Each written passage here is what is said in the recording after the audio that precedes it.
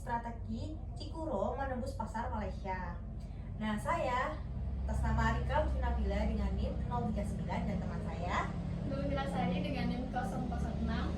Dan saya Vanessa Shinta Ramadhani dengan NIM 019.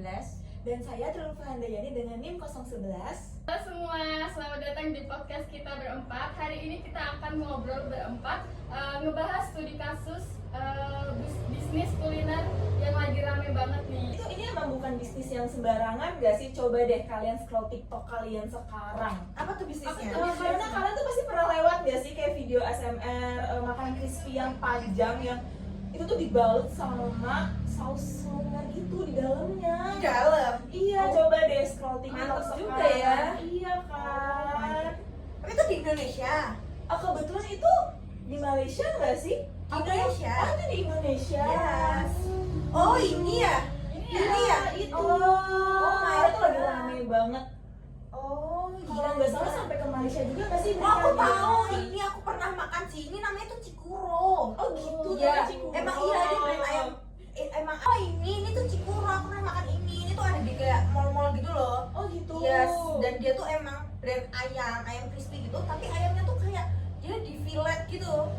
Iya, dan dia tuh emang paling apa ya, paling spesialnya tuh karena dia punya ada isian itu tadi di dalamnya, dan itu dia tuh ada pakai isian Japanese kayak isian khusus gitu loh, yang kayak misalnya mentai, terus truffle juga. Iya, enak banget. Mantep sih. Gak tau gak sih, Sumpah. panjang banget coy. Dari 1/4 meter sampai 35 cm gitu, bener-bener panjang banget. Dan Panjang kayak banget pas ya berarti ya. Kenyang banget Yes. nggak sih? Mantap sekali, sih. parah. Parah, Yang parah. bikin ini sih menarik buat dibahas ya. Brand ini tuh lagi viral duluan di Malaysia. Sebelum mereka benar-benar buka gerai resmi di sana. Oh berarti di Indo nggak seramai di Malaysia dong? Gimana tuh Bener konsepnya? nggak sih? Apa gimana? Enggak, dia tuh kayak gini loh. Jadi si Cikuro ini itu viral di Malaysia. Di Malaysia, guys. Oh, Yes. Jadi dulu tuh ada dia sistemnya tuh kayak just tip gitu. Iya, dari dan Malaysia. harganya parah sih. Parah sih. Sekitar harganya. berapa tadi ya? Aku baca sih sekitar 20 sampai 30 RM gitu. Jadi kalau di Indonesia sekitar 78.000. Pricey Wow. banget. Parah. Iya. Nah, terus Cikuro ini awalnya dia masuk ke Indonesia tuh hanya tiruan aja, ya kan? Ya, betul. Jadi di Malaysia itu dia emang viral banget kan. Makanya kenapa dari situ mungkin orang-orang tuh kayak berpikiran, oh ini bisnis kayaknya mudah dan gampang untuk ditiru gitu. Dan emang bener banyak banget yang nirunya. Kayak misalnya sekarang tuh banyak banget yang misalnya namanya Cikuro, padahal kan namanya Cikuro Cik ya, itu dia pleset-plesetin gitu. Oh Biar kelihatannya sama, dan emang produknya tuh sama. Emang semirip itu? Semirip itu, cuman ya pasti ada sisi spesialnya dari si Iya Cikuro sih, kan pastinya benar-benar. gitu. Cuman effort banget ya sampai bikin tiruan semirip itu dari segi bentuknya, sausnya. Parah, itu parah banget. Kalau dalam bisnis tuh gampang banget sih buat niru-niru bisnis sih, lain. iya. benar-benar.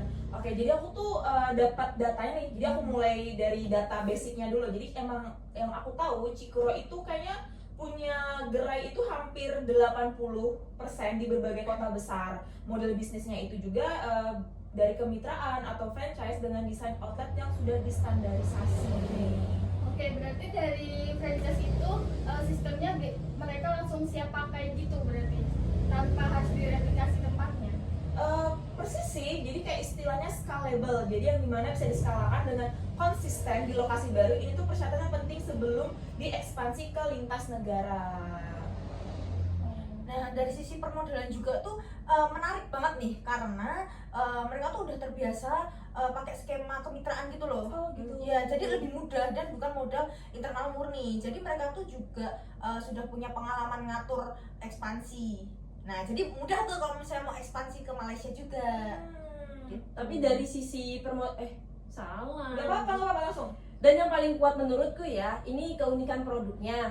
Konsep ayam crispy panjang bersih sausnya itu kayak gini, belum ada padanannya di Malaysia, ditambah konten ASMR nya jadi promosi gratis yang susah ditiru kompetitor dalam waktu yang singkat. Jadi kalau di total itu ada 3 sisi lain. Yang pertama dari proses produksinya mereka, terus dari modalnya mereka, terus keunikan apa nih dari produk Cikuro ini. Dan di laporan ini menyimpulkan bahwa Cikuro itu punya kesiapan ekspor yang tinggi buat masuk ke Malaysia. Tapi kalau dipikir-pikir kenapa harus Malaysia ya? Kenapa kayak nggak Brunei atau misalnya Singapura atau mana gitu? Menurut aku ya, laporan bikin perbandingannya tuh sederhana ya. Ditambah Malaysia itu kan punya bukti permintaan yang pasar yang paling tinggi, yang dimana viral organik, Just Tip, sampai Coconut itu sinyal paling kuat dibanding negara lain.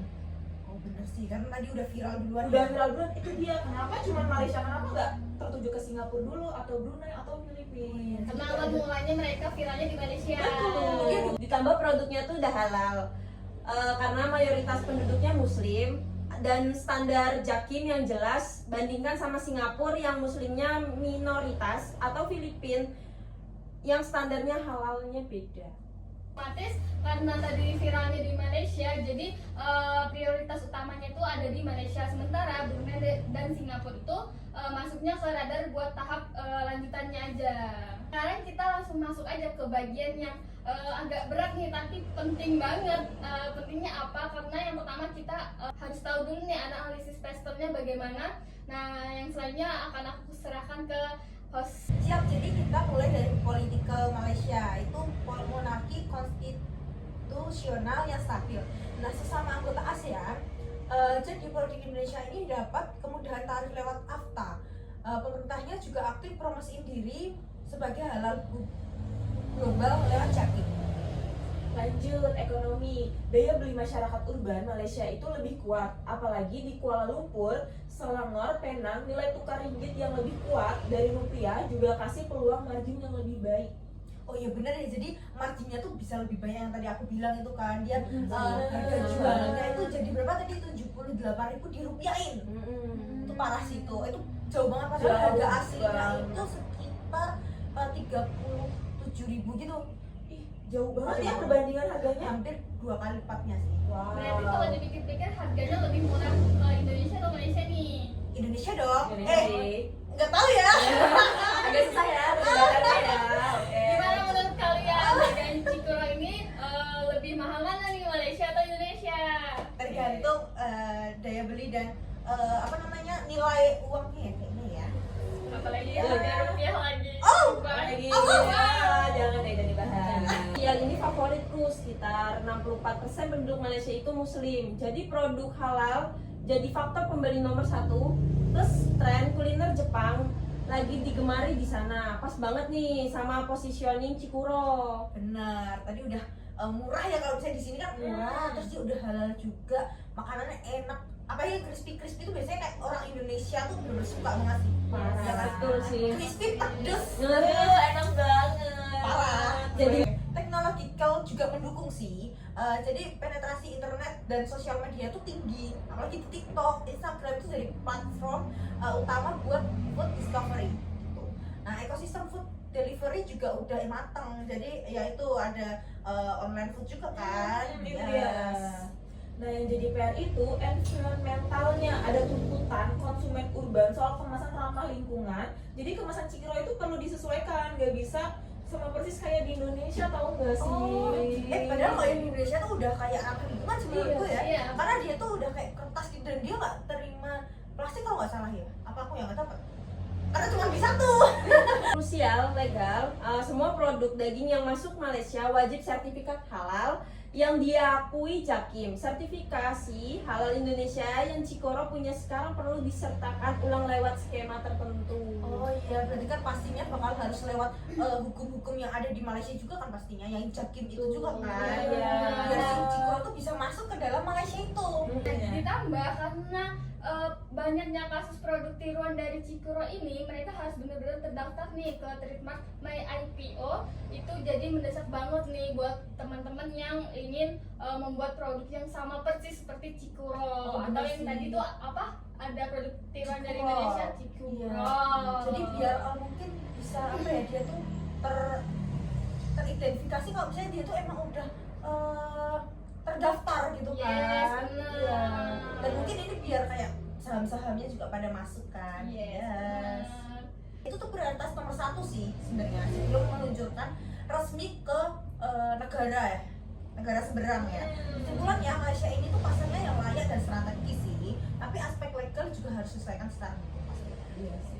Oke, sekarang gimana nih caranya Cikuro ini benar-benar masuk ke pasar Malaysia? Ya, jadi ada beberapa opsi umum nih. Yang pertama di sini ada exporting, yang kedua di sini ada lisensi, yang ketiga di sini ada master franchise, dan sama ada joint venture. Dengan exportingnya langsung kurang cocok karena Cikuro ini French food, susah diekspor dalam bentuk jadi. Lisensi juga beresiko nggak sih? Soalnya kan sulit dikontrol tuh, rasanya juga susah karena jaraknya kan juga jarak jauh nggak sih teman-teman? Iya Iya sih. Jadi apa tuh yang kan masa jarak jauh tuh masa ya langsung dikirim kan, jadi kurang fresh kan pastinya. Iya. Frozen foodnya gitu. Menurutku sih enggak ya, karena kalau di frozen food susah karena aku lihat sih dia caranya tuh langsung Langsung fresh, gitu. langsung Iya. benar-benar di tempat langsung. Apalagi itu ayam kan. Crispy Apalagi itu ayam kan. Serem sih kalau misalnya ayamnya di ini dulu di frozen dulu ya. Iya. Apalagi sampai ke negara seberang. Iya betul. Nah, yang direkomendasikan itu master franchise. Alasan SOP, Cikuro udah terstandarisasi dan gampang direplikasi. Resiko modal ditanggung mitra lokal. Yang paling penting tuh kecepatan masuk pasar. Mengingatkan udah ada produk tiruan di sana. Oke, aku tambahin dari sisi kompetitor kali ya. Nah, kompetitor ini tuh langsung itu yang langsung yang di sana ya, itu justru produk-produk tiruan Cikuro sendiri di Malaysia. Nah, kompetitor tidak langsung jaringan ayam crispy cepat saji besar, sama brandnya jajanan kayak Korea Jepang gitu, kayak kondok, topoki ya kan. Itu kan udah banyak banget ya. Cuma takutnya tuh kalau misalnya Cikuro masuk tuh malah jadi buat apa ya, pasar susah masuk gitu loh, kayak susah buat kejualnya gitu takutnya, karena udah banyak tiruan-tiruannya itu gitu. Tapi dari produk tiruan tersebut menariknya, dari produk tiruan tersebut dia bisa memvalidasi pasarnya, bukan cuma menjadi ancaman. Oh benar sih, harus divalidasikan Yes. sama si Cikuronya itu ya. Nah, itu dia. Jadi bukti demandnya tuh juga harus nyata sih, makanya strateginya bukan menyerang balik tapi mengkomunikasikan nih kepada kayak konsumen-konsumen, ini gue asli nih, gue resmi nih gitu kan pastinya, bukan yang kayak malah gitu malah berdiam diri, malah kayak dia mungkin apa ya, takut gitu ya. Harusnya kan malah dia mengekspresikan, nih aku Cikuro yang asli yang ada di Indonesia gitu, nggak sih guys? Masuk. Bener nggak tadi aku ngomong? Nah, terakhir nih, gimana caranya Cikuro ini menyelesaikan bauran pemasaran dari mata kuliah yang udah kita bahas dari 4P tersebut? Produknya sendiri prioritas utama tentu sertifikat halal jakim ya pastinya. Terus rasa saus itu mungkin bisa disesuaikan dikit sama negara Malaysianya gitu. Nah tapi varian untuk signaturenya kayak misalnya mentai, terus tadi apa, truffle dan lain sebagainya yang udah emang punyanya Cikuro itu bisa bertahanin sih. Nah untuk ukurannya juga mungkin tetap jadi unik selling point-nya. Cuma kemasannya perlu dirapikan aja ya. Iya sih. Price-nya kalau di Indonesia tuh sekitar 38.000. Tapi kalau di Malaysia diposisikan sekitar 12 ringgit sampai 16 per porsi. Karena adanya strategi pengertian pricing di awal, jadi biar lebih cepat dicoba sama orang. Terus prestige pricing khusus varian super large sebagai produk hero-nya. Tadi nih ya aku buka nih ya, waktu tadi mengenalkan Cikuro itu, aku lihat udah naik sih, nggak 12 sampai 16, udah 20. Wow. Secepat itu. Naiknya drastis Iya. banget gitu ya. Karena viral sih. Dan sampai sekarang masih viral. Iya, masih viral dan banyak banget yang just tip. Wow. tahap flashnya bertahap ya, mulai dari gerai flagship di Kuala Lumpur, misalnya area Bukit Bintang atau Petaling Jaya, baru ekspansi ke Selangor, lalu Penang dan Johor Bahru, plusnya integrasi ke platform food delivery. Tapi emang harus bertahap sih ya, nggak bisa langsung kayak buka asal berapa gerai gitu, karena kan pasti harus lihat pasarnya dulu kan di Malaysia itu. Walaupun ramai yang just tip, tapi kalau salah strategi juga percuma nggak sih? Iya percuma, dan malah sih dibuang-buang waktu dan dana kan. Dan promotion, ini paling seru nih. Mereka mau manfaatin momen yang viral yang udah ada dengan kampanye semacam Cikuro asli kini hadir resmi di Malaysia.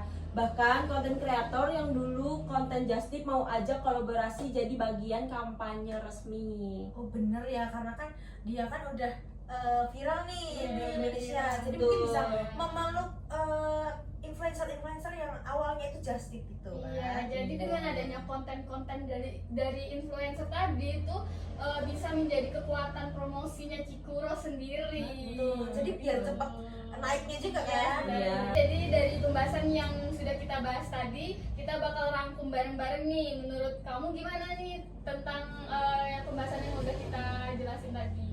Cikuro ini tuh contoh menarik tahu gimana caranya brand lokal Indonesia bisa dipanggil masuk ke pasar luar negeri karena demand organik dari media sosial, bukan karena strategi ekspansi yang direncanakan dari awal. Tapi benar, karena viral aja tuh nggak cukup. Betul.